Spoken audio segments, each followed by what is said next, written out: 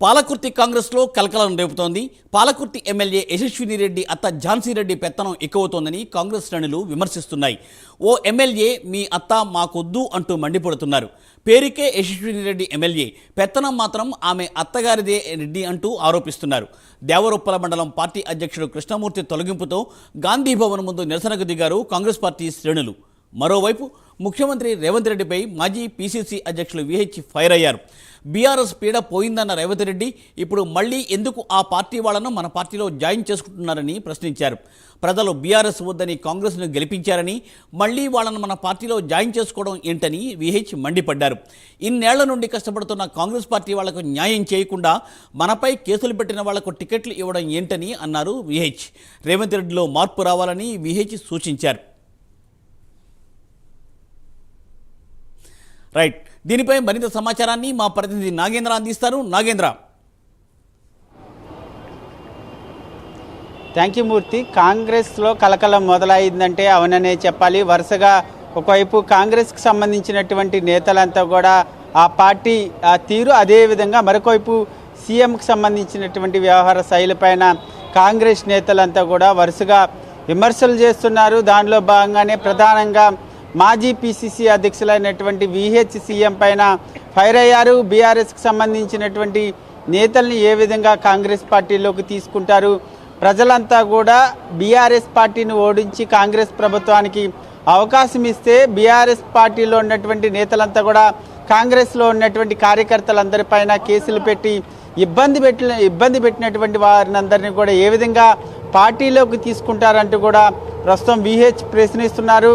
దాంతోపాటు మరొకవైపు బీఆర్ఎస్ నుంచి వచ్చినటువంటి నేతలకి ఎందుకు టికెట్లు ఇస్తున్నారు, కాంగ్రెస్ పార్టీలో కష్టపడి పనిచేసిన వారికి టికెట్లు ఇవ్వరా అంటూ కూడా ఆయన ప్రశ్నిస్తున్నటువంటి పరిస్థితి. ముఖ్యంగా మరొకవైపు తాజాగా రాష్ట్రంలో ఉన్నటువంటి పరిస్థితులు, అదేవిధంగా తమకు జరుగుతున్నటువంటి అన్యాయం పైన సీఎం వద్ద ఆవేదన వ్యక్తం చేయడానికి కూడా నాకు సమయం ఇవ్వడం లేదంటూ కూడా తన ఆవేదన వ్యక్తం చేయడం జరిగింది. దీంతోపాటు మరొకవైపు కాంగ్రెస్ పార్టీలో కష్టపడి పనిచేసినటువంటి వారికి న్యాయం చేయండి అంటూ కూడా ఆయన సూచించడం జరిగింది.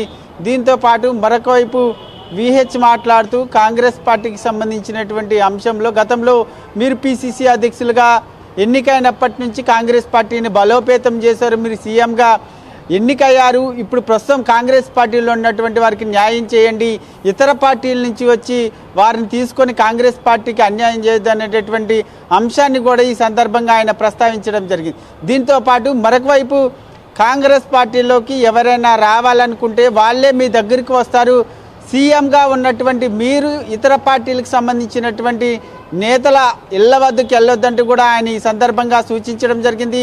ముఖ్యంగా ఇతర పార్టీల నేతల ఇళ్ల వద్దకి మీరు వెళ్తే మీ స్థాయిని మీరు తగ్గించుకున్నట్లు, మీలో మార్పు రావాలి సీఎం గారు అంటూ కూడా విహెచ్ ఈ సందర్భంగా ప్రస్తావించడం జరిగింది. మరొకవైపు ఈ సంఘటన అటు ఉంచితే మరొకవైపు నిన్న సైతం టీపీసీసీకి సంబంధించినటువంటి సీనియర్ వైస్ ప్రెసిడెంట్ సైతం బీఆర్ఎస్ నుంచి వచ్చినటువంటి నేతలందరికీ కూడా కాంగ్రెస్ పార్టీలో ఎంపీ టికెట్లు ఇస్తున్నారంటూ కూడా ఏకంగా ఏఐసీసీ అధ్యక్షుడు మల్లికార్జున ఖర్గేకి ప్రత్యేకంగా లేఖ రాసినటువంటి అంశాన్ని కూడా చూసాం. తాజాగా మరొకవైపు పాలకుర్తి నియోజకవర్గానికి సంబంధించినటువంటి కాంగ్రెస్ పార్టీలో అంతర్గత విభేదాలు మరొకసారి బయటపడ్డాయి. ముఖ్యంగా పాలకుర్తికి సంబంధించినటువంటి యశస్విని రెడ్డి అత్త అయినటువంటి ఝాన్సీ రెడ్డి ప్రస్తుతం కాంగ్రెస్లో పెద్ద కల్లోలంగా మారిందనేటటువంటి అంశాన్ని అక్కడికి సంబంధించినటువంటి శ్రేణులంతా కూడా తమ ఆవేదన వ్యక్తం చేస్తున్నారు. ఎందుకంటే ఝాన్సీ రెడ్డికి కాంగ్రెస్ పార్టీకి సంబంధం లేదు, అసలు కాంగ్రెస్ సభ్యత్వమే లేదు. అలాంటిది ఝాన్సీ రెడ్డి ప్రస్తుతం వేరే నియోజకవర్గం అంటే వేరే మండలానికి సంబంధించినటువంటి కృష్ణమూర్తిని ఏ విధంగా సస్పెండ్ చేస్తారంటూ కూడా ఆయన గాంధీ భవన్ కేంద్రంగా నిరసన వ్యక్తం చేస్తారు. వందల మంది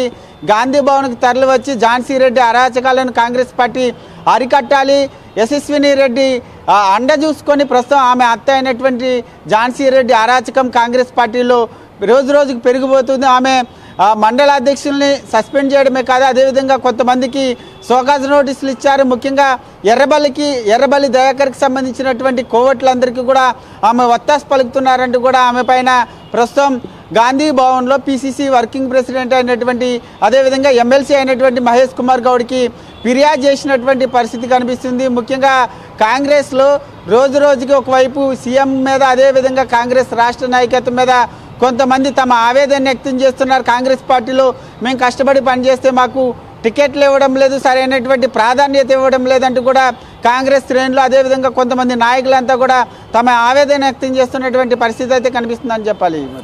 thank you Nagendra, thanks for updates.